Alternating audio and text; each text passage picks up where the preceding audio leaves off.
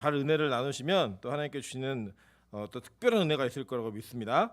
네, 오늘은 그 절기설교 8번째입니다. 레위기 23장 26절부터 32절까지 말씀을 가지고 온전한 정결함이라는 제목으로 대속죄에 대해서 배우도록 하겠습니다. 사실은 이제 그 성경에 나와 있는 절기들은요, 이제 구약의 절기는 신약에서 이 절기의 의미를 따라 하나님께서 성취해 가시는 그 성취들이 있습니다. 그렇기 때문에 구약의 절기의 내용을 잘 이해하는 것은 신약에 있는 예수의 사역을 잘 이해하는 데 있어서 필수 불가결한 요소입니다. 그래서 여러분 구약을 잘 이해 못하시면 사실은 신약에 있는 내용들을 그냥 표면적으로만 이해하실 수 있고 진짜 깊은 의미에서 하나님께서 어떻게 이를 성취해 가시는가를 정확하게 이해할 수가 없습니다. 사실은 히브리서에 보면 예수님께서 대제사장이다 이런 얘기를 되게 많이 하잖아요. 근데 이 대제사장이 무슨 일을 했고 과연 거기에 어떤 사역이 있는지를 정확히 이해할 수 있는 본문은 구약에 있는 대제사장에 관련된 본문을 알지 못하면 절대 이해할 수 없다라는 거예요. 그 당시 모세 오경전도는 기본적으로 외우고 있는 사람들이었기 때문에 우리랑은 전혀 다르게 이 복음을 이해할 수 있었습니다. 그러나 지금 이 시대를 살고 있는 저와 여러분들은 반드시 이런 부분들을 공부해야지만 알 수 있는 그런 내용들이 좀 있기 때문에 여러분이 조금 지루하신 것 같아도 이 내용을 통하여서 이 다음에 우리가 누릴 수 있는 설교의 축복들을 많이 누려갈 수 있는 자산들을 늘려가셨으면 좋겠습니다. 네, 오늘은 이스라엘 절기 그 순서로는 제가 준비한 순서는 하나, 둘, 셋, 넷, 다섯, 여섯, 7번째예요. 그죠? 7번째인데 6월절을 2번 했거든요. 그래서 8번째 강의 시간이에요. 그래서 속죄일은 했는데 이 속죄일은 이 가을에 있는 절기입니다. 이 가을에는 절기고 특별히 이제 우리 지난 시간에 배운 나팔절과 함께 일곱째 달, 그러니까 유대력으로 일곱째 달이에요. 티시리월에 있는 그 절기예요. 그래서 이제 그 제가 내용들을 조금 도표로 만들어봤는데 첫째 달 6월절 14일, 그러니까 아비벌이었죠. 아비벌 14일부터 이제 그 14일 저녁 오후 3시가 되면은 지나가면서 무교절이 시작되는 거예요. 그리고 유교절하고 무교절은 거의 붙어 있죠, 그죠? 그리고 이 초실절은 무교절 중에 껴있는 안식일 다음 날이 초실절이에요. 예, 그래서 여러분 우리 배우셨던 것처럼 이 6월절은 예수 그리스도의 십자가 사역과 연관이 있었죠, 그죠? 그리고 이 무교절과 초실절은 뭐랑 관련이 있었죠? 부활하고 관련이 있었죠, 그죠? 예, 부활하고 관련이 있었고, 그리고 이 초실절이 시작되는 날부터 그 초실절을 1일로 해가지고 49일, 그러니까 48일이 더 지나면 77절, 추수에 관련된 내용이었어요. 이 추수를 통해서 50일째가 되면은 그게 바로 오순절, 성령 강림이 있는 오순절 사건이었고, 이 오순절이 있은 이후에 77절, 그러니까 49일을 기점으로 해가지고 4달 뒤가 바로 나팔절이에요. 그 일곱째 달이에요, 일곱째 달. 그리고 이 나팔절 첫 번째 달, 그러니까 티슈리월 첫 번째 달, 일곱째 달 첫 번째 달이 나팔절이고 그달 열흘 10일째가 그러니까 7월 10일이에요. 유대력으로 7월 10일, 태양력으로는 7월이 아니고요. 유대력으로 7월입니다. 태양력으로는 한 10월 정도가 돼요. 9월에서 10월 사이. 그러니까 이 일곱째 달 열흘 10일이 되면 바로 이날이 속죄일이었어요.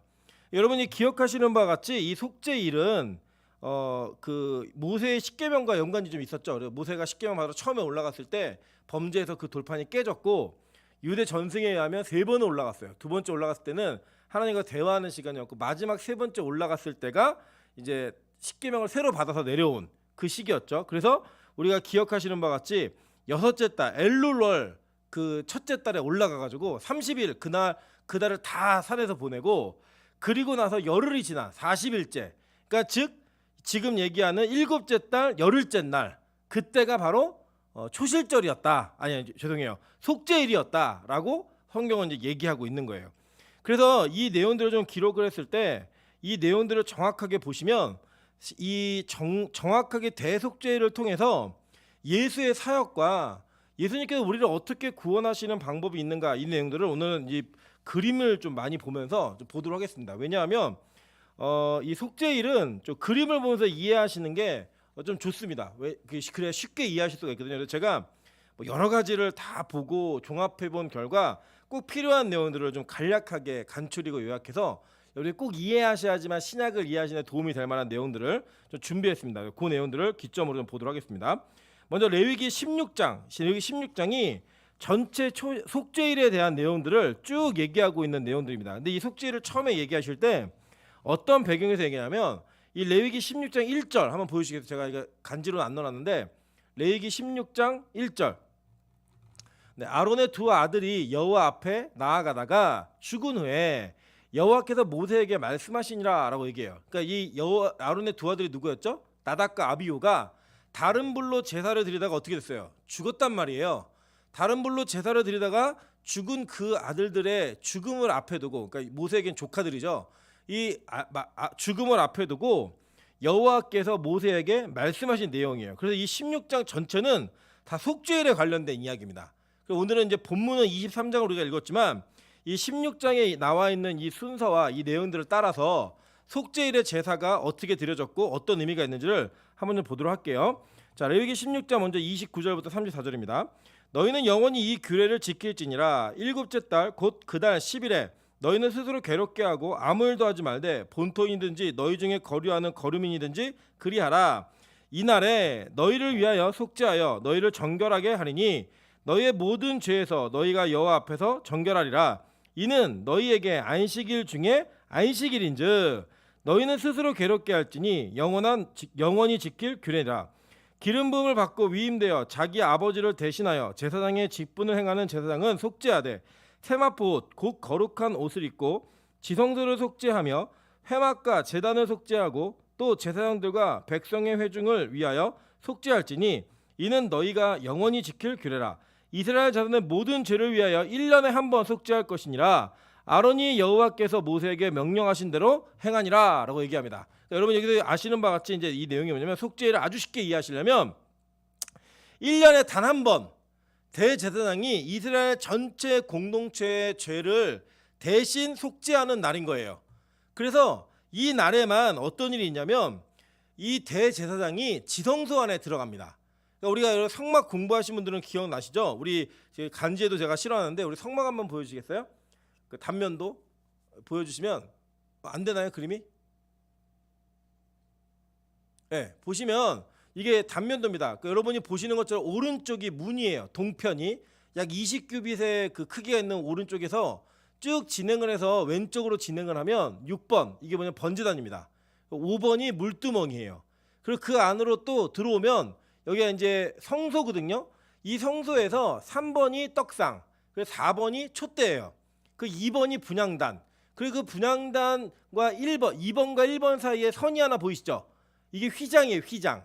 그리고 그 휘장 안으로 들어가면 그 안에 있는 공간, 1번이 법궤거든요. 그 안에 있는 공간이 바로 지성소입니다. 그러니까 이 지성소는 1년에 단 한 번, 대제사장은 단 한 번 들어갈 수 있었어요. 그날이 언제나 바로 속죄일 날. 그러니까 일곱째 달 열흘째 되는 날에만 이곳을 들어갈 수가 있었습니다. 근데 이곳에 들어갈 때는 그냥 들어가는 것이 아니라 대제사장이 백성들의 죄를 속죄할 것을 기대하고 그것을 대신 감당하는 모습으로 들어갔다라는 거예요. 그리고 히브리서 9장 7절은 이렇게 얘기합니다. 오직 둘째 장막이 뭐냐면 지성소예요.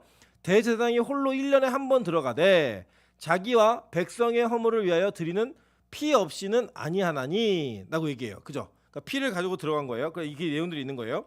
먼저는 이 16장 레위기 16장에서 뭘 얘기하고 있냐면 거룩한 옷을 입어라 라고 명령하고 있다는 거예요. 자, 레위기 16장 4절에 이렇게 얘기합니다. 거룩한 세마포 속옷을 입으며 세마포 속바지를 몸에 입고 세마포 띠를 띠며 세마포 관을 쓸지니 이것들은 거룩한 옷이라 물로 그의 몸을 씻고 입을 것이며 라고 얘기해요. 자, 그러니까 이게 뭐냐면요.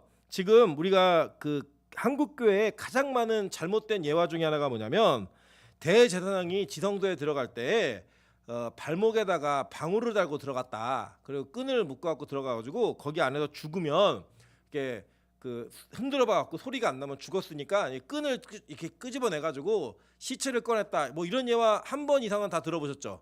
이게 잘못된 예화입니다. 왜냐하면 이 지성소에 들어갈 때는요 대제사장도요 세마포 옷만 입고 들어가요.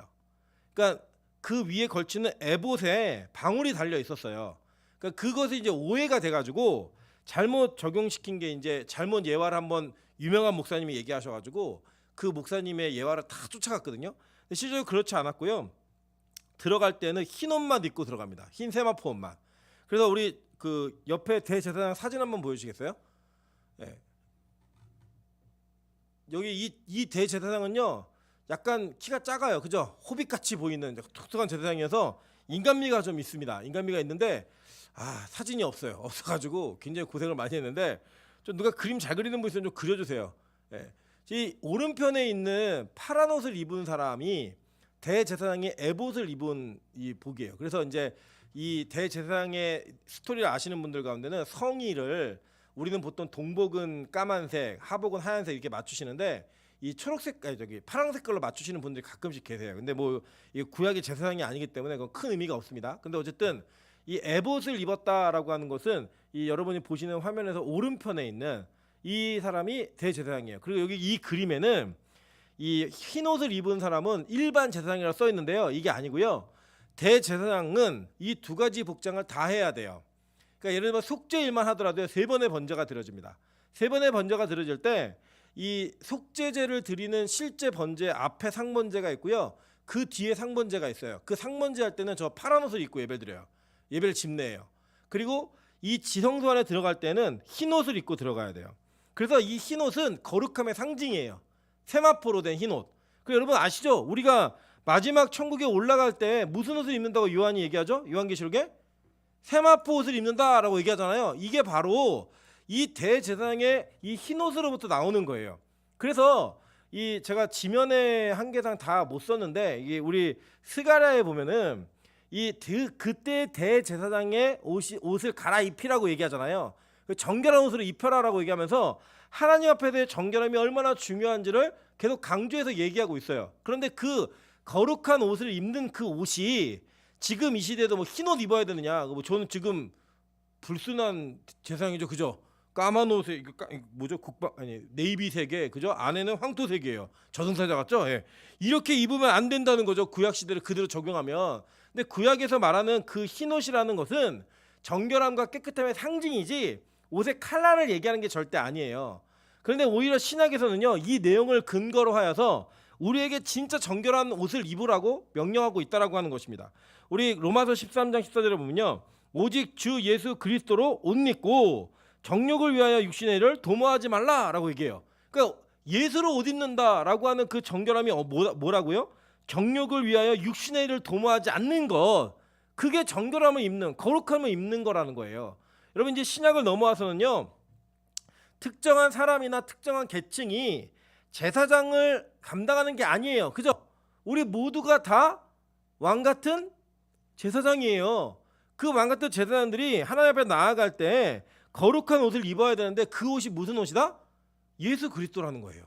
예수 그리스도로 옷 입으라라고 말하고 있는 겁니다. 갈라디아서 3장 27절에 뭐라고 얘기하죠? 누구든지 그리스도와 합하기 위하여 세례를 받은 자는 그리스도로 옷 입었느니라 라고 얘기하는 거예요. 우리가 세례를 정확하게 받으면 예수와 함께 죽고 예수와 함께 산 자가 됨으로 말미암아 그리스도로 옷 입은 자가 되어서 내 옛사람이 죽는 거예요. 죽고 정결한 그리스도가 입혀짐으로 말미암아 정욕을 위하여 육신의 일을 도모하지 않고 사는 존재가 되는 겁니다. 왜요? 내 옛사람이 죽은 거예요. 뭐가 죽었다고요?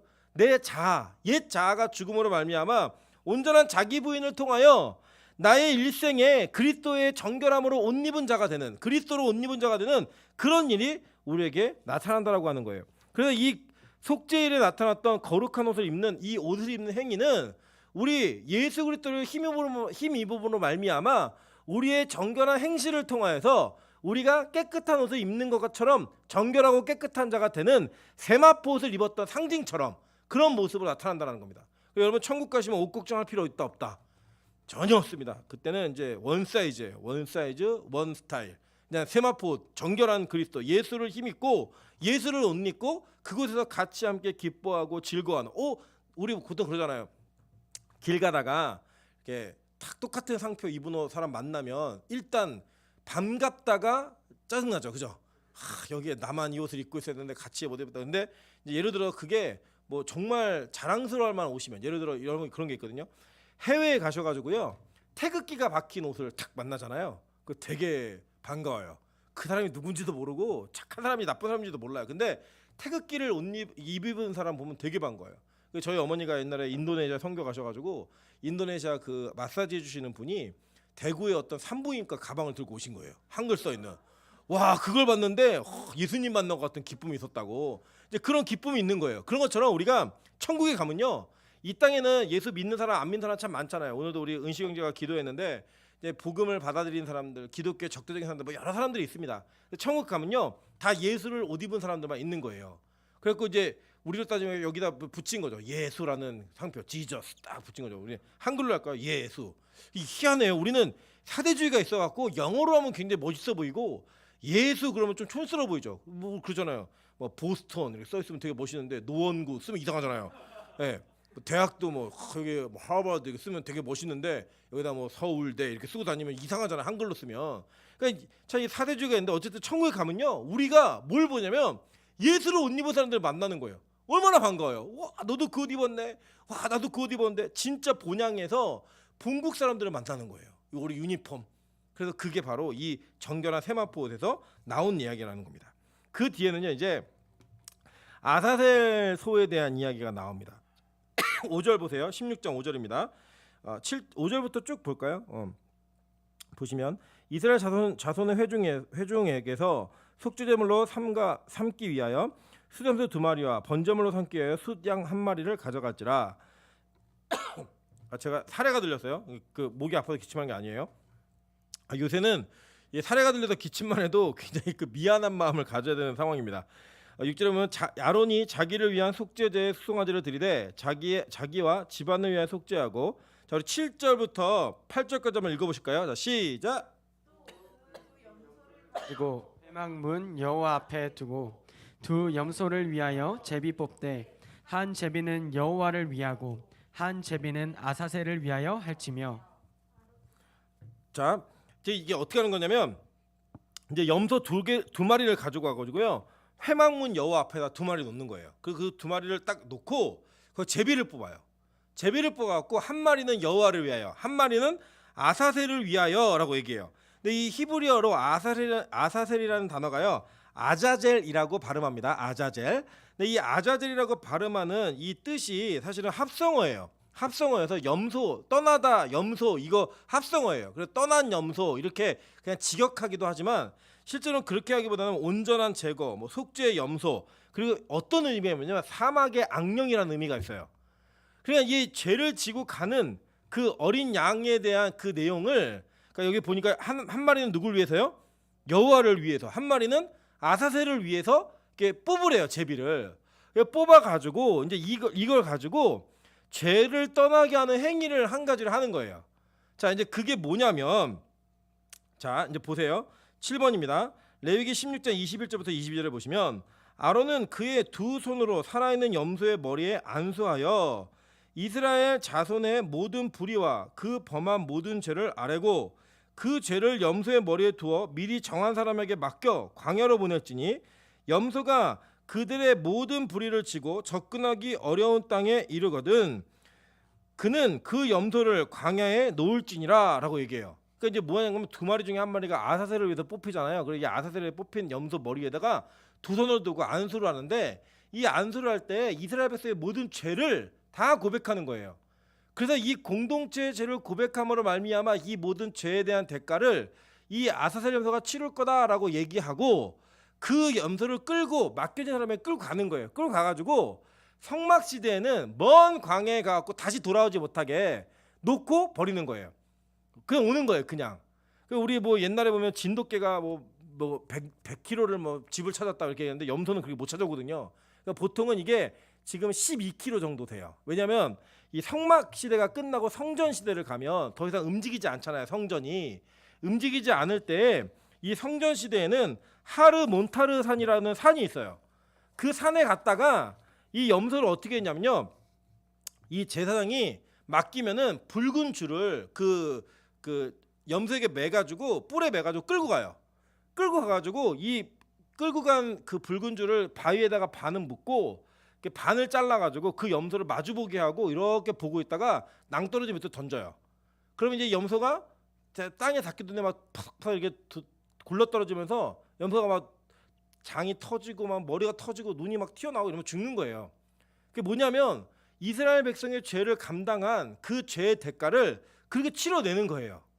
그래서 아주 신기한 게 뭐냐면요. 이게 뭐라고 얘기하냐면 이 성경에 보면은 어떤 의미가 있냐면 제가 사진 하나 실어놨죠. 우리 염소 사진 한번 보여주실래요?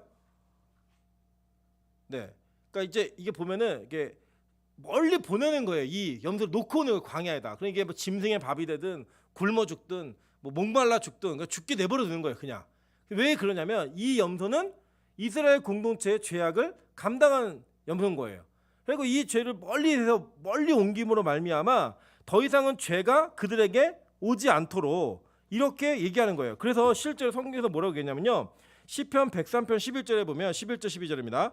이는 하늘이 땅에서 높은 같이 그를 경외하는 자에게 그의 인자하심이 크심이로다. 동이서에서 먼 것 같이 우리의 죄가를 우리에게서 멀리 옮기셨으며 라고 얘기해요. 그죠? 뭐냐면 우리의 죄가를 멀리 옮긴 것처럼 그런 상징적 행위를 하는 거예요. 그 상징 행위를 통하여서 그 죄가 이스라엘로부터 멀리 떠났다라는 걸 보여주는 그런 장면이 있었던 거예요. 실제로 미가서 7장 19절부터 20절에는 이렇게 얘기합니다. 다시 우리를 불쌍히 여기셔서 우리의 죄악을 발로 밟으시고 우리의 모든 죄를 깊은 바다에 던지시리다. 주께서 옛적에 우리 조상에게 맹세하신 대로 야곱에게 성실을 베푸며 아브라함에게 인애를 더하시리다 라고 얘기해요. 그러니까 인자, 그죠? 이런 단어가 공인하게 나오면서 얘기하고 있는 내용이 뭐냐면 우리를 불쌍히 여기셔서 우리의 죄악을 발로 밟고 깊은 바다에다가 그 죄를 다 던지시겠다라는 거예요. 그러니까 우리로부터 죄를 분리시켜서 우리로 하여금 죄와 분리된 삶을 사는 그게 뭔지 아십니까? 그게 바로 거룩이에요. 거룩. 여러분 거룩은요 늦게 걷고 뭐 경건하게 말하고 뭐 울림 있게 에코 있게 말하고 이게 경건이 아니고요 죄와의 분리됨 이것을 거룩이라고 얘기하는 겁니다. 하나님과의 관계가 온전해지면 온전해질수록 죄와의 관계가 분리되어지고 그것으로부터 분리되어 나온 그 삶을 살아갈 수 있는 힘이 생기는 거예요. 그래서 이 세상죄를 지고 가는 그 모습의 아사셀 염소의 그 모습을 지금 누가 신약시대에 감당하게 되냐? 바로 예수가 감당하게 되는 거예요. 자 보세요. 요한복음 1장 29절에 이렇게 얘기합니다. 이튿날 요한이 예수께서 자기에게 나오심을 보고 이르되 보라 세상죄를 지고 가는 하나님의 어린 양이로다 라고 얘기하는 거예요. 자 이게 어디에서 나온 인사이트예요? 바로 구약의 이 아사셀 염소에서 나온 인사이트예요. 그러니까 즉 구약에 선언되어진 모형으로 나타난 예수의 사역이 신약에 성취되는 것들을 요한이 세례 요한이 보고 예언한 거예요. 선포한 거예요. 그래서 예수님의 사역이 뭐냐? 예수님은 우리의 죄를 대신해서 그 죄를 감당하시고 우리로부터 죄를 멀리 분리시켜버리는 그 사역을 하시는 분이라는 거예요. 즉 예수님을 믿는 것이 여러분이 알고 있는 것처럼 여러분이 흔히 얘기하는 것처럼 우리 인간의 흥망성쇠를 감당하고 뭐 맞습니다. 다 맞는데 진짜 목적이 뭐냐? 예수님께서 세상 죄를 지고 그 죄를 감당하기 위해서 이 땅에 오심으로 말미암아 저와 여러분이 죄가로부터 멀어지는 그 죄가가 우리를 멀리 떠나는 거예요. 동이서에서 먼 것처럼 그렇게 떠나는 일들을 감당하게 하시기 위해 하나님께서 이 땅에 자기 아들을 보내셨고 그 아들인 예수 그리스도는 그것을 감사함과 순종함으로 다 이루어내셨다라는 거예요. 믿으십니까? 그게 이 아사셀 염소에게 담겨져 있는 내용인 거예요. 그래서 이 한 마리의 염소는 그렇게 이 속죄제로 드리고 한 마리는 이 아사셀 염소로 보내는 거예요. 이제 아사셀이 뭔지 아시겠죠? 이제 아사셀이라고 하는 단어가 나오면 아 그거 나 알아 이렇게 좀 잘난 척 하셔도 돼요. 왜냐하면 이제 이거를 아는 것은 신약에 있는 예수 그리스도에게 접근하는 방식이기 때문에 반드시 아셔야 되는 이야기입니다. 자 그러고 난 다음에 뭐가 있냐면 잘 보세요. 12절 한번 보도록 할게요. 12절 13절 한번 다 같이 읽겠습니다. 시작.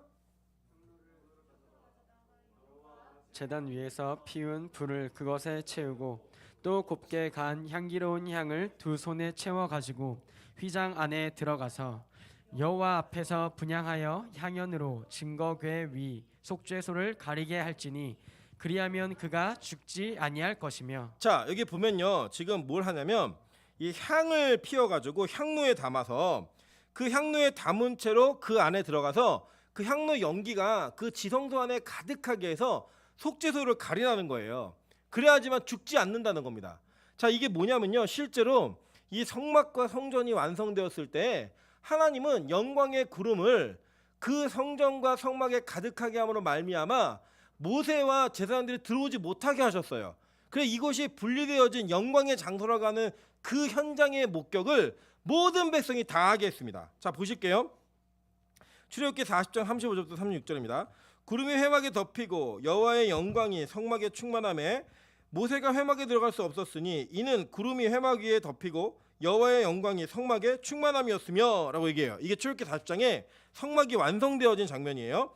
우리 역대하 7장 1절부터 3절 다 같이 읽어볼까요? 자 시작. 솔로몬이 기도를 마침에 불이 하늘에서부터 내려와서 그 번제물과 제물들을 사르고 여호와의 영광이 그 성전에 가득하니 여호와의 영광이 여호와의 전에 가득함으로 제사장들이 여호와의 전으로 능히 들어가지 못하였고 이스라엘 모든 자손은 불이 내리는 것과 여호와의 영광이 성전 위에 있는 것을 보고 돌을 깐 땅에 엎드려 경배하며 여호와께 감사하여 이르되 선하시도다 그의 인자하심이 영원하도다 하니라. 아멘. 자, 이 장면은 성막과 성전에서 하나님이 그걸 계시하실 때 어떻게 영광을 가득하게 하셨나 보죠. 그죠? 근데 이게 뭐냐면 그 영광의 구름이 가득함으로 말미암아 죄와 죄된 인간의 세계와 구별되어진 그 은혜를 보여주신 거예요. 그 보여주시고 모세와 심지어는 제사장들까지도 그곳에 못 들어오게 하셨단 말이에요. 근데 그 못 들어가는 장소에 지금 대제사장이 그 위에 들어가는데 그 들어가면서 그가 반드시 해야 될 일이 뭐였냐면 영광의 구름이 가득했던 것처럼 그 향로의 연기로 그것을 가득하게 만듦으로 말미암아 속죄소를 덮으라고 얘기했어요. 자, 이 속죄소에 대한 얘기가 나중에 또 나오는데 이 속죄소가 왜 이것을 가려야 되는가, 이거는 제가 조금 이따 다시 한번 설명을 드릴게요. 그런데 이 영광의 구름이 가득했던 것을 재현하는 그 행위가 신학적으로 분석할 때는 어떤 행위와 똑같은 행위냐면 이거 잘 보시면 돼요. 자, 고린도전서 10장 1절부터 2절입니다. 형제들아 나는 너희가 알지 못하기를 원하지 아니하노니 우리 조상들이 다 구름 아래에 있고 바다 가운데로 지나며 모세에게 속하여 다 구름과 바다에서 세례를 받고라고 얘기해요. 자, 우리는 뭐 여기 그 예배당 자체를 이제 우리가 홍해 갈라지는 걸로 우리가 디자인을 했잖아요. 그러니까 뭐 그거는 여러 번 제가 가르쳐 드렸고 배운 거기 때문에 뭐 언급 안 해도 다 아실 거라 생각합니다. 자, 그런데 여기에 우리 조상들이 다 뭐에 있었대요? 구름 아래에 있었대요. 그죠? 그러니까 지금 이 구름 아래에 있었다라고 얘기하는 거, 여호와의 영광, 성막과 성전의 여호와의 영광 구름이었죠. 그죠? 근데 그 구름 아래에 누가 있었냐면 우리가 있었다고 얘기하는 거예요. 그리고 우리 조상들이 다 구름 아래에 있었다고 얘기하면서 동시에 모세에게 속하여 구름과 바다에서 세례를 받았다라고 얘기하면서 구름 아래에 있었던 것도 세례라고 얘기하고 있는 거예요 지금. 그죠? 자, 근데 이게 어떤 원리냐면 이스라엘 백성들이 광야 생활을 할 때 구름 기둥과 불 기둥은요, 여러분이 흔히 오해하시는 것처럼 일자로 서 있는 기둥이 아니었어요. 지금으로 얘기하면 우산처럼 이렇게 우산과 같은 모형으로 전체 이스라엘 공동체를 다 덮고 있었던 그런 형태로 나타났습니다. 그리고 구름 기둥과 불 기둥이 두 개가 있는 게 아니고 밤이 되면 그 구름 기둥 안에 불 기둥이 세워진 거예요. 그리고 기적적인 현상이 일어난 거죠. 자, 그런데 낮에는 구름 기둥 아래에 있는 거예요 이스라엘 백성들이. 근데 이 구름의 성질이 뭐예요? 구름이 뭘로 만들어졌어요? 물. 그죠? 아까도 우리 얘기하니까 뭐 초등학교 때 뭐 토끼 해부하고 뭐 개구리 구워 먹고 막 이런 얘기 막 하면서 과학을 배우신 분들은 기본적으로 아셔야죠. 그죠? 구름이 뭐죠? 물이죠. 그죠? 수증기잖아요. 이 물이 우리의 머리 위를 다 덮은 거예요. 그 여러분 우리 침례를 받아야 되느냐 세례를 받아야 되느냐 막 여러 논쟁이 있지만 의미가 뭐냐면 우리 머리 끝까지 물이 찼다는 거예요. 그리고 물 아래로 들어간 거예요. 그걸 세례라고 표현한 것처럼 이 구름 아래, 영광의 구름 아래에 있는 것은 내가 죽고 내 옛사람이 죽고 내가 다시 태어나는 세례와 동일한 의미가 있다는 거예요. 즉 뭐 매번 세례를 다시 받은 건 아니지만 이 대제사장이 그 영광의 구름이 가득한 그 장소에 들어가면서 자기 자신의 옛사람, 죄된 자가 죽고 다시 사는, 그러니까 예를 들어 이런 겁니다. 그 구약 시대에는 회개가 매번 반복적으로 이루어져야 돼요. 물론 지금도 마찬가지입니다. 그런데 이 원죄가 해결되는 것, 우리의 죄가 사해지는 것은 예수 그리스도의 단번에 제대로 끝난 거예요. 이해되죠? 무슨 말인지? 단번에 끝났어요. 근데 구약 때는 아직 예수님이 직접 희생 제사를 치르신 것이 아니기 때문에 단번의 제사가 아니고 단회의 제사예요. 계속 매년마다 드려야 되는 거예요. 그 매년마다 드리면서 세례 행위와 같이 자기가 그 영광의 구름 안에 들어감으로 말미암아 내가 죽은 자가 되었다, 내 옛사람이 죽어야 된다라고 하는 고백을 계속 반복적으로 하는 그 장면이 지금 이 속죄일날 이루어지고 있는 거예요. 이해되시죠? 자, 그런데 이 구름이 뭘 덮었다고요? 속죄소를 덮었대요. 자, 우리 그 벗개 그림 한번 보여주실래요? 지금 이거는 이제 지성소 안에 들어와서 향로를 가지고 들어왔고, 향로에서 연기, 잠깐만 보여주세요. 예. 향로에서 계속 연기가 나와가지고 여기 가득하게 하는 이 대제사장이 무슨 옷 입었어요? 지금 흰 세마포 옷 그리고 입고 온 거예요. 그래서 옆에 보면 그 제사장의 왼쪽에 그 피를 갖고 온 그 피를 담아온 그릇이 하나 있고 그 뒤에 향로가 있죠, 그죠? 그 향로에서부터 이렇게 쫙 와요. 이게 원래는 이제 다른 성경에 보면 그 숯불을 부삽으로 금 부삽으로 켜갖고 이렇게 하기도 했어요. 근데 여기 향로로 된 것도 있어요. 어제 이렇게 예배드렸던 장면을 얘기하는 거고. 이제 넘겨주세요. 자, 이게 법궤인데요. 그룹 위에 이제 천사예요. 천사가 둘이 이렇게 날개를 이렇게 마주보고 있죠, 그죠? 마주보고 있고 그 그룹의 밑에 그냥 이 성막의 저기 법궤의 뚜껑 그 덮개의 윗부분을 속죄소라고 얘기해요. 여기가 이 속죄소가 그 플래터 그 쟁반처럼 이렇게 올라와 있어가지고 거기 위에가 이렇게 뭘 담을 수 있을 만큼의 이렇게 그 홈이파였다 그래야 되나? 이거 뭐라 그래야 돼 그거를? 어쨌든 쟁반 아니 쟁반. 우리 쟁반 노래방 할 때 이게 뚱 떨어지는 그 쟁반 이게 담게 이렇게 돼 있잖아요. 그것도 여기 끝 부분이 이렇게 올라와 있는 거예요. 그리고 거기에다가 거기를 영광의 구름으로 가리래요. 그리고 이 뒤에 가면 거기에다가 또 뭘 하냐면요, 그 짐승의 피를 갖다 뿌려요. 거기다가 그리고 거기를 덮어요.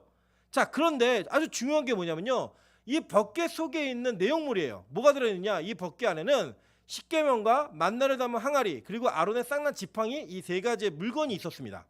근데 이 십계명과 만나를 담은 항아리와 아론의 쌍난 지팡이가 우리로 하여금 상기시키는 게 있는 거예요. 뭐 예를 들면 우리가 뭐 아내하고 연애 때 뭐 주고받았던 것들 뭐 이런 것도 보면서 그때 막 추억하고 기억하는 게 막 있잖아요.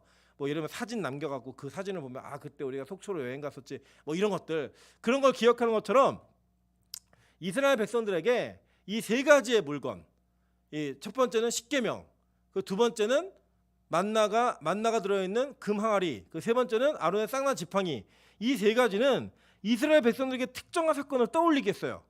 첫 번째 뭐냐? 십계명은 그들이 그 십계명을 받을 때 어떤 죄를 지었죠? 금송아지를 만들어서 십계명에 의거하여 죽을 수밖에 없었던, 아니 죽었어야 됐던 그런 죄의 흔적들이 남아 있는 거예요. 자, 만나 항아리는 뭐였어요? 그들이 먹을 것이 없을 때 하늘로부터 하나님 만나를 주셨는데 하나님 뭐라고 했냐면 너희들 6일째까지는 매일매일 먹고 마지막 안식일 전날에는 어떻게 하라 그랬어요? 이틀치를 거두고 그 더 이상 걷지 말아라, 하루치만 걷어라. 근데 이스라엘 백성 순종했어요, 안 했어요? 안 했죠. 막 이틀치 걷다가 썩고, 그죠? 마지막 날 안식일에도 나와가지고 그거 거두려고 노력하고, 이 인간들이 죽을 인간들이에요, 죽을 인간들. 그리고 그 만나 갖고 불평했죠, 그죠? 우리 만나에 맛없는 거 언제까지 이거 먹어야 되냐, 이거 못 먹겠다. 처음에 먹을 때는 막 꿀 바른 거 같고 꿀 바른 과자 갖고 막 이랬던 인간들이 나중에는 불평불만하면서 이거 못 먹겠다, 이거 정말 못 먹겠다라고 얘기하면서 불평불만해서 이 만나로 인해 죽을 뻔한 적이 한두 번이 아니에요, 그죠? 그리고 심지어 죽은 사람도 있었어요. 불뱀에 물리고 막 이러고 죽은 사람이 있었다고요. 그게 바로 이스라엘 백성들을 상징하는 그 물건을 보면서 우리 그때 만나 때문에 죽을 뻔했는데, 아니 죽었어야 되는데 이거 다 한 거예요. 다 같이 불평했으니까. 마지막 아론의 쌍난 지팡이, 이건 뭐냐? 레위 지파 사람들이 몰려온 거예요. 모세하고 아론에게. 야, 니들만 좋은 거해? 야, 우리도 기도해, 우리도 예언해, 우리도 뭐 봐. 그러니까 나눠서 해. 이 얘기한 거예요. 그때 하나님이 야, 니네 족속별로 저기 지팡이 갖고 나와. 그래서 내가 권위가 누구에게 있는지 보여줄게. 그래가지고 누구에게 나타났냐? 아론에게 쌍난 지팡이가 나타난 거예요. 그리고 그런 식으로 방해했던, 그런 식으로 대항했던 자들 하나 어떻게 하셨어요? 막 고라 자손은 땅을 갈라갖고 다 땅에 밀어 넣어버렸죠, 그죠? 그리고 막 반항하고 대항하는 자들 다 죽였단 말이에요. 이 세 가지 물건을 볼 때 이스라엘 백성들은 내가 이 셋 중에 안 걸리는 게 하나도 없구나, 나 죽어야 되는구나, 이거를 고백할 수밖에 없는 그런 상황인 거예요. 근데 그거를 뭘로 덮느냐? 영광의 구름으로 덮는 거예요. 안 보이게. 지금 천사가 이렇게 내려다보고 있죠? 우리 밖에 사진 다시 한번 보여주실래요? 보면은 천사가 이 안에 있는 내용물들을 바라보는 형태로 이렇게 덮여 있어요, 그죠? 그걸 바라보면서 천사는 이거 봐라, 첫째, 둘째, 셋째 물건 모두 다 이스라엘 백성 죽어야 되는 그런 내용들이 다 있네. 근데 거기를 덮는 거예요. 뭘로요? 영광의 구름으로. 뭘로요? 피로. 덮어서 그 죄가를 물을 수 없게 만드는 거, 그게 바로 대속죄일날 했던 일이에요. 그러니까 여러분, 대속죄일날은요 우리의 죄가 가려지고 덮여지는 그런 은혜가 있었던 시간이었던 거예요. 그걸 계속적으로 반복함으로 말미암아 우리가 정결함에 대한 소망함을 갖게 했고, 그 소망함이 매년마다 계속 반복되어지면서 지금도 실제로 이스라엘에서는요, 우리 뭐 그런 거 있잖아요. 예를 들면 뭐 회사들이 아무리 안 쉬어도 구정 당일날은 쉬잖아요. 그죠? 그 당일날 쉬는 것처럼 이스라엘도요, 뭐 날라리 이스라엘이든 뭐 사이비 그 유대인이든 뭐든 간에 이 대속죄 욤키푸르가 되면요 다 쉽니다. 다. 이때는 도로에 자동차도 못 다녀요. 그러니까 이날은 이 도로에는요 자전거가 대세예요. 이 욤키푸르 대속죄 날은요 모두가 자전거를 탑니다. 예, 아예 차가 못 다녀요. 못 다니게 하고 일도 못 하게 아무것도 못 하고 그냥 외국인이고 뭐고 아무것도 뭐 제공도 잘 안 돼요. 그래갖고 그날 이스라엘 전체가 다 지키는 그런 안식일 중에 안식일인 거예요. 이 날이. 그 감격과 소망을 이때는 예수님 다 믿었으니까, 하나님 다 믿었으니까 그 감격과 소망을 매번 반복하면서 그 반복 속에 자신의 죄를 확인하고 그 정결함에 대한 소망을 갖고 품는 거예요. 그래서 이런 소망을 품었을 때 이것을 신약에 넘어와서는 예수 그리스도가 단번에 해결함으로 말미암아 우리에게 온전한 정결함을 허락해주는 그런 모형이 실체가 되어지는 그 진행이 역사 속에 계속되고 있는 거예요. 자, 레위기 16장 14절부터 15절 어떤 방법으로 그렇게 하셨나 한번 보도록 하겠습니다. 그러면 읽겠습니다. 시작. 그는 여호와 앞 제단으로 나와서 레위기 16장 14절 15절 시작. 그는 또 숫송아지의 피를 가져다가 손가락으로 속죄소 동쪽에 뿌리고 또 손가락으로 그 피를 속죄소 앞에 7번 뿌릴 것이며 또 백성을 위한 속죄제 염소를 잡아 그 피를 가지고 휘장 안에 들어가서 그 숫송아지 피로 행함같이 그 피로 행하여 속죄소 위와 속죄소 앞에 뿌릴지니. 그죠? 속죄소 위라고 얘기하는 거 아까 얘기했던 그 쟁반 같은 그 부위에다가 피를 뿌리는 거예요. 피를 뿌리고 그 앞에다 뿌리고, 그리고 레위기 16장 18절부터 19절 보면요, 그는 여호와 앞 제단으로 나와서 그것을 위하여 속죄할지니 곧 그 수송아지의 피와 염소의 피를 가져다가 제단 귀퉁이 뿔들에 바르고 또 손가락으로 그 피를 그 위에 7번 뿌려 이스라엘 자손의 부정에서 제단을 성결하게 할 것이요 라고 얘기해요. 그러니까 뭐냐면 그 성막 문 열고 들어가면 제단을 번제단 제일 먼저 만나잖아요. 그게 1년 내내 뭐 하는 거예요? 죄를 태우는 거였다고. 그 죄를 태우는 그 장소를 1년에 단 한 번 그 피를 다시 바르고 뿔에다가 찍음으로 말미암아 그 제단 자체를 성결하게 만드는 일을 한 거예요. 그러니까 즉 이게 뭐냐면 어떠한 특정한 행위를 통하여서 그 대속죄일날 그 정해져 있는 그 순서대로 특정한 행위를 통하여서 1년 동안 이스라엘 백성의 죄를 해결하고 1년 동안 그들이 가져 지었던 죄들을 해결하는, 한꺼번에 해결하는 장소, 그리고 그 성결함의 대임으로 말미암아 그 번제단은 앞으로 1년 동안 그 기능을 하는 거예요. 계속 죄를 태우는 기능을. 그래서 그 기능들을 감당하게 하기 위해서 이 대속죄일에 모든 것을 성결케 하는, 백성과 물건과 모든 것을 성결케 하는 그 일이 한꺼번에 이루어지는 거예요. 전체를. 즉 이게 누가 사역이냐? 바로 예수가 이런 사역을 하는 거예요. 그래서 베드로전서 1장 2절에 뭐라고 얘기해요? 곧 하나님 아버지의 미리 아심을 따라 성령이 거룩하게 하심으로 순종함과 예수 그리스도의 핏뿌림을 얻기 위하여 택하심을 받은 자들에게 편지하노니 은혜와 평강이 너에게 더욱 많을지어다 라고 얘기해요. 그죠? 그 우리가 무슨 사람들이요? 핏뿌림을 받은 자들이에요. 핏뿌림을. 히브리서 9장 18절부터 22절 보겠습니다. 이러므로 첫 언약도 피 없이 세운 것이 아니니 모세가 율법대로 모든 계명을 온 백성에게 말한 후 송아지와 염소의 피 및 물과 붉은 양털과 우슬초를 취하여 그 두루마리와 온 백성에게 피를 뿌리며 이르되 이는 하나님이 너에게 명하신 언약의 피라 하고 또한 이와 같이 피를 장막과 섬기는 일에 쓰는 모든 그릇에 뿌렸느니라.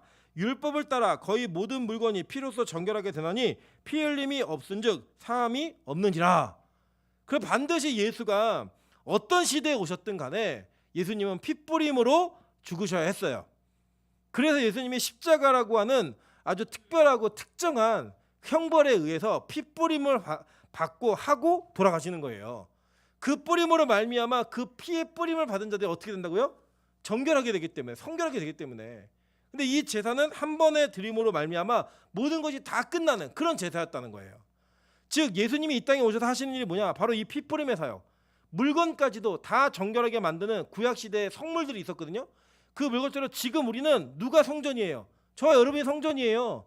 이 성전에 뿌려지는 예수의 피로 말미암아 우리가 성결하게 되고 정결하게 되는 은혜를 경험하게 되고 소망하게 되는 그런 은혜를 날마다 누리고 있는 것입니다. 그게 바로 예수의 사역이에요. 이 땅에 오신 예수의 사역. 그러면서 여기 보면요, 그런 표현이 있었죠. 계속 자신을 괴롭게 할지니, 그죠? 이게 뭐냐면 금식이에요. 금식. 스가랴서 8장 19절 보겠습니다. 만군의 여호와가 이같이 말하노라. 넷째 달의 금식과 다섯째 달의 금식과 일곱째 달의 금식과, 이게 뭔지 아시겠죠? 일곱째 달 금식. 일곱째 달이 대속제일이잖아요. 그 나팔절하고 그때 이제 금식을 하는 거예요. 열째 달의 금식이 변하여 유다 족속에게는 기쁨과 즐거움과 희락의 절기들이 되리니 오직 너희는 진리와 화평을 사랑할지니라. 여러분 금식이 기쁘세요? 금식 들어서 막 행복하세요? 여러분 뭐 저희 아내가 그러더라고요. 그 목사님 금식을 참 잘한다고. 뭘 잘해요? 죽을 것 같아요 진짜. 힘들어요. 근데 그 견디는 거예요. 그냥 참는 거예요. 이기는 거예요. 그래서 저는 가끔이라도 이렇게 기도하다가 지난번에도 제가 교회 있던 거 같아요. 교회에서 그 탄산음료를 마시다가 딸꾹질이 났어요. 끓고 났더니 주변에서 어어어 그러는 거예요. 지도를 안 하면서 어어어 그러는 거예요. 그래서 제가 그랬어요. 내가 40일하면 노대원도 같이 해야 돼. 그랬더니 노대원에서 옛날에 그랬거든요. 자기는 만약에 하나님이 금식 사인으로 딸꾹질을 주시면 21일 금식 안 하고 21일 딸꾹질 할 거래요. 그렇게 싫어요. 근데 이게 진짜 싫어요. 근데 어떻게 되냐면 기쁨과 희락과 즐거움의 절기로 바뀐다는 거예요. 이게. 자, 그 바뀐 게 어떻게 바뀌었느냐 보세요. 마태복음 9장 14절부터 15절입니다. 그때 요한의 제자들이 예수께 나와 이르되 우리와 바리새인들은 금식하는데 어찌하여 당신의 제자들은 금식하지 아니하나이까. 예수께서 그들에게 이르시되 혼인집 손님들이 신랑과 함께 있을 동안에 슬퍼할 수 있느냐. 그러나 신랑을 빼앗길 날이 이르니 그때에는 금식할 것이니라 라고 얘기해요. 이게 뭐냐면 지금 혼인집에 신랑이 있는데 그 신랑이 와가지고 기쁜 날이잖아요. 혼인날 막 기쁜데 나 금식이야 이러면서 아무것도 안 하고 가만히 있는 인간이 있겠느냐는 거예요. 얻고 같이 즐기고 마시는 거예요. 그래서 이 신랑이 있을 때는 금식 같은 거 할 필요 없다예요. 할 필요 없고 이후에 신랑이 빼앗길 날이 있으리니, 이게 뭐냐면 이거 나중에 제가 자세히 설명드리겠지만 신약 공부할 때 이거 그냥 십자가에서 예수님이 돌아가시는 그거예요. 그래서 지금 금식해야 되냐 안 해야 되냐, 뭐 성경을 제대로 모르는 사람들은 구약 시대에는 금식하는 거지 신약 시대에 하면 안 된다. 그리고 우리 노대현 전사님이 5일인가 금식했을 때 주변 신학생들이요, 와 너 대단하다 얘기하는데 지들이 이상한 거예요. 원래 해야 되는 게 맞아요. 지금은 우리가 아직 예수님 다시 오시지 않았잖아요. 처음 가면 금식할까 안 할까요? 안 해도요. 그때 신랑과 함께 결혼했는데 뭘 금식을 해요. 결혼식 날 신부가요 결혼식 날까지는 굶어요. 왜냐하면 드레스를 예쁘게 보이고 싶어갖고. 근데 여러분 그게 자기 아니잖아요. 결국 사진 찍어도 그거 뭐 포샵하고 막 이래갖고 자기 아니에요 그거. 나중에 자기도 몰라봐요. 애가 보고 이 엄마 누구야 막 이래요. 근데 어쨌든 그냥 막 굶어요. 근데 그거 끝나고 나면요 뭐예요? 막 먹어요. 맛있게 먹는다고요. 신랑과 함께 있고 신부와 함께 있는 그때는 막 먹어요. 그래서 신혼부부가 왜 살이 찌느냐, 같이 있어서 야식을 막 계속 먹는 거예요. 밤마다 같이 먹고 일어나서 또 먹고 낮에도 먹고 계속 먹어요. 그러니까 계속 찌는 거예요. 막 함께 있으면 즐거워하고 기뻐하고 일을 하는 거예요. 우리가 처음 가면 금식 안 하셔도 돼요. 복음이죠, 그죠? 근데 이 땅에서는 지금은 우리가 금식해야 돼요. 지금 그래서 초대교회 교인들은요 화요일하고 목요일에 금식했나? 저 요일이 저 잊어버렸어요. 요일인데 일주일에 이틀을 금식을 반드시 했어요. 그 금식하는 전통이 있었어요. 그 초대교회에는. 그러니까 지금도 안 하는 사람들이 문제인 건지 하는 사람들이 문제 아니에요. 여러분 금식에 감동이 왔다 그러면 주저하지 마시고 순종하세요. 그게 빨리 해결하는 방법이에요. 어쨌든 간에 이 금식에 대한 것들을 하면서 뭐라고 얘기했냐면 그 괴로움을 경험하지 않는 자들에게 백성 중에 끊어짐이 있으리라고 얘기했어요. 그날 즐기는 날 아니라는 거예요. 왜냐? 우리 죄가 해결받는 날이기 때문에. 죄가 끊어지는 날이기 때문에. 그래서 이 여러 가지 단회적인 이 제사를 매년 드리면서 이스라엘 백성이 소망했던 게 뭘까요? 와, 완전한 정결함은 없을까? 완전한 깨끗함은 없을까? 그것을 누가 이루어주셨다고요? 예수 그리스도가 이루어주는 거예요. 그리고 이 대속죄를 통해 대제사장의 사역과 그 모습을 통하여 하나님은 예수의 사역이 무엇인지, 예수께서 이 땅에 오셔서 무슨 일을 하실 것인지를 정확히 보여주셨다는 거예요. 여러분 이렇듯 예수는 우리에게 죄의 속함, 이 죄를 한 번에 끝내신 하나님이십니다. 믿으십니까? 세상 죄를 지고 하는 어린 양이셨습니다. 여러분 그런 예수님의 그 핏뿌림에 동참함으로 말미암아 여러분이 영원한 죄로부터 영원한 정결함을 얻는 그런 은혜가 있으시기를 주님의 이름으로 축원합니다. 제가 같이 한번 찬양하겠습니다. 우리